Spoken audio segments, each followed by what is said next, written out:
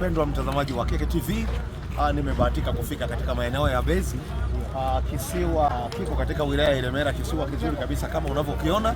Niko na wavuvi wanafanya karibu. Kwa jina naitwa Edison Spiriani, kazi wa Mwanza. Bwana Edison, naona kazi yako wewe ni uvuvi.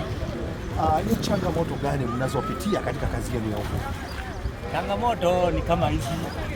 Naona hapa tumeenda ziwani jana, lakini bahati mbaya upepo ukapiga mkubwa sana ukasababisha madhara kama haya kwa baraza. Changamoto nyingi sana, changamoto za uvuvi. Kwa hiyo manake huo upepo ulivyopiga, manake nyavu zilinasa katika mawe au nyavu zilikuwa?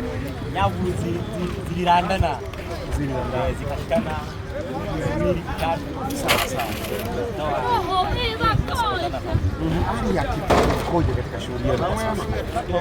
Kidogo sana. Upatikanaji wa samaki haupatikani kwa wingi kama ulivyokuwa unapatikana kipindi cha nyuma.